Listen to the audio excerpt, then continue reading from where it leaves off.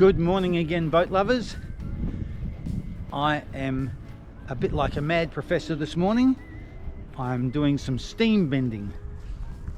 I've got some of the hardwood that I'm using as an edging to go around a shelf I made in the bedroom, which I'll show you in a minute. So I've got a great setup with some PVC pipe and a wallpaper steamer to make the steam, and I think it's going okay.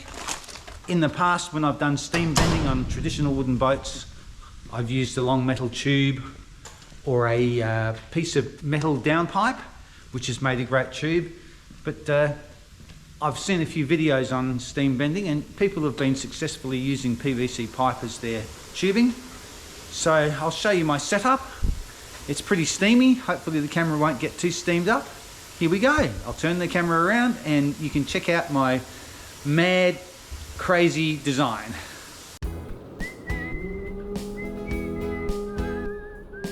Well, hello boat lovers.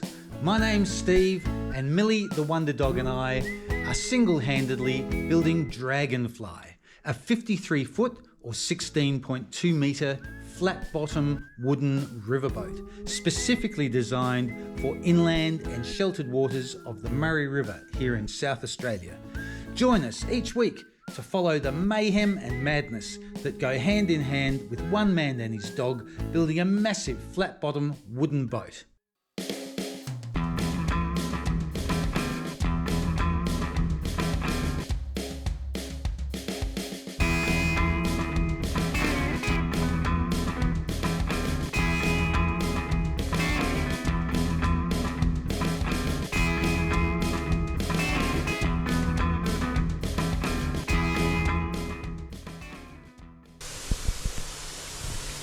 Okay, here we go. So we have over here we have a wallpaper steamer, which was $130, and then we've got a tube that runs along there into my piece of 100mm downpipe. We've got it elevated there, so as when the steam condenses, the water can run out the little drain hole at the bottom here.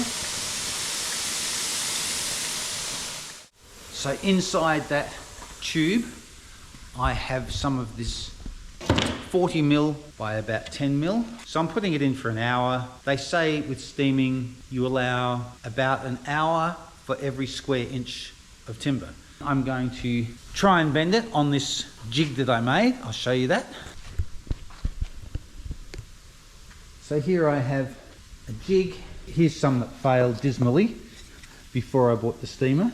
So using this piece of nylon, which I'm going to use as a backing strap on the timber, I'll use that as a demonstration to show you how this works. This will bend around like so, pull it into position, and then I can clamp this here. That's all I need for my shelving. So I do feel a little bit like the mad professor this morning, steam pouring out over there on the bench. But I'll also show you what I did yesterday. I finalised some cabinets and a shelf in the bedroom, and I'm really pleased with those. So let's go and have a look at that. Here we go. So hopefully you can see this shelving running around the edge there, down into some cabinets that I've made, which will have some nice door faces on them, of course. And I've done the same on the other side. So there's the shelf running along. When we're in bed, somewhere to put our cup of tea. There's the other side. So what I'm doing is steaming some timber edging to run around here, and I'm hoping to get this bend without putting any cuts in it. I just like to steam bend this so it's got a lovely smooth edge. Being a feature in the bedroom, I think it'll look nice if I can get that as neat as possible. Also, if I'm successful with the steam bending, I can use that for lots of other areas when I get into the wheelhouse and the saloon, any of the seating or the settees. I want rounded corners on those to give it that nice smooth feel, and fairly sharp corners as well. So I'd really prefer to steam bend those and have one solid piece of timber rather than making the cuts and bending the edging as I did here on the bed. I don't mind these bends here because they're very big pieces of timber, but I would much rather a smooth finish with no cuts in them at all for the second fixings in the other cabins.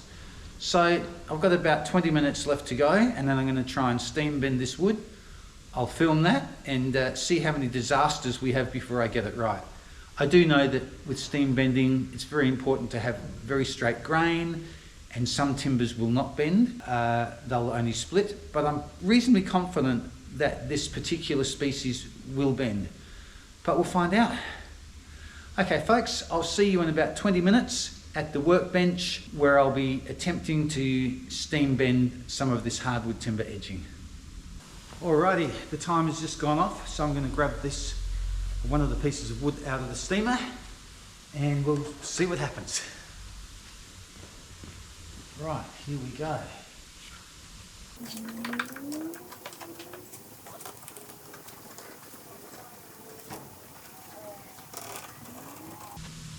I think we're getting a bit of cracking here, but I'm going to pull it around anyway just to see how it goes.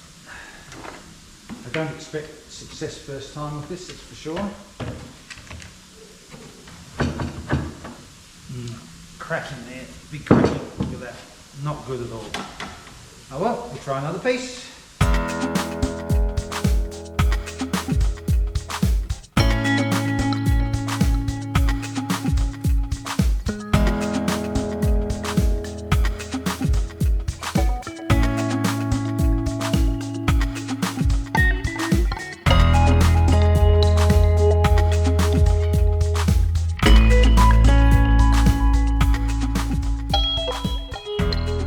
Good morning again, boat lovers.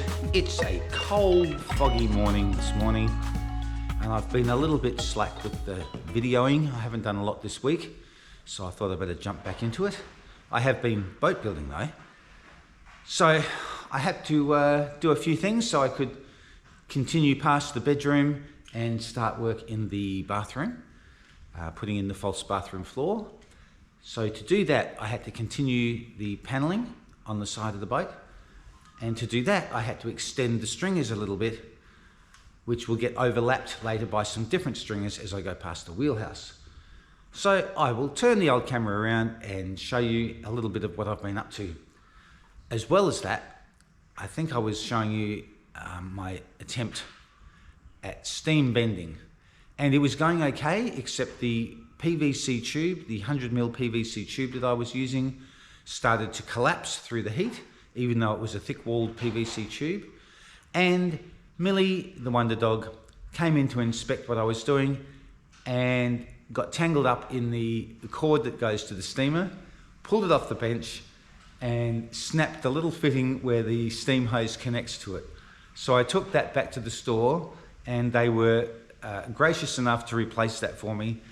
And also a friend of mine who is into building steamboats of all things had some stainless steel combustion heater flue, which I'd actually given him a couple of years ago, but he still had some left over. So he's given me back a piece of that to use instead of the PVC pipe. So somewhere down the track, I'm going to settle that up again and have another go at the steam bending. But for this time, for the edging around the shelves in the bedroom, I did those little cuts at the back of the timber and then bent it round.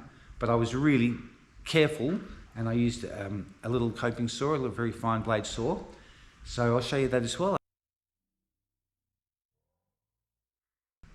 Okay, here's where I've been extending the stringers. So I've brought those out to there because a piece of the hull that goes in here comes to about there. That way it fills in this hole here, and I can start on the bathroom. And I had to extend these stringers, which I've done. And then when the wheelhouse panels go on, there's other stringers go under here and they overlap. So that's why these only come to there. So this morning I'll be taking those clamps off, giving that a clean up, and putting that next piece of paneling in for the side of the hull. I can't wait to get into the bathroom floor. It's going to feel like progress again. I'll show you where I finished up with the bedroom. Here we are. I think it's all looking quite neat. Not sure if I showed you this before, but I'll give you a quick run along. There's the shelving I did, coming up to my little bends. So you can probably see the cuts there, but it's quite neat, so I don't mind that. Got it all notched in there. little patch there that I'll clean up. This gets painted white later. Everything in here will be antique white with exposed timber trim, so that should look quite good. Apart from putting those side panels on this morning, I'm also going to start putting the carlins in place. The carlins are the pieces that run around here, ready to take the side decks and the side of the cabin. So that should be a bit of fun. I need to stop talking to you and start doing some boat building.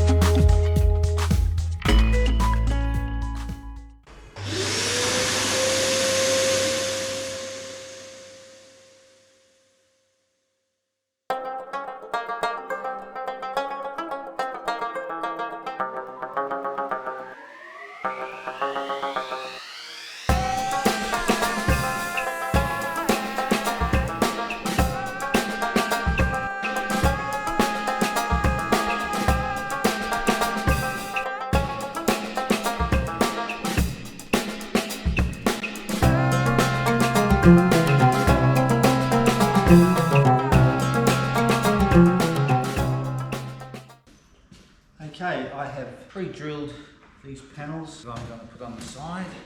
Hopefully you can see the pre-drill holes in there, and I'm just going to pop all the screws in ready, because that makes it so much easier when my gloves on, covered in epoxy, etc. And I have to put these screws in. Trying to pick screws up out of the box, put them in there, get epoxy everywhere. So I've found that it is quite time saving and keeps everything a lot cleaner and neater if I can just get these screws sitting in this board, ready to screw into place once everything's all soaked with glue. So I stood these panels up against the side of the stringers and marked the back. Maybe you can see those pencil lines, I'm not sure. All these pencil lines here where the stringers are, etc. Drip through from that side, which I have sanded. Sanded all the little burrs off. Get these screws in here. And then this panel into place, and then onto the next bit.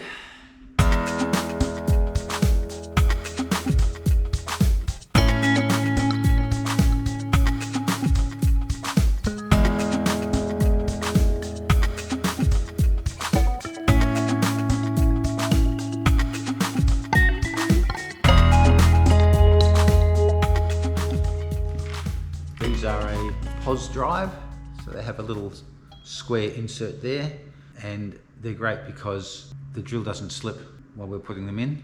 Much better than the little Phillips head ones.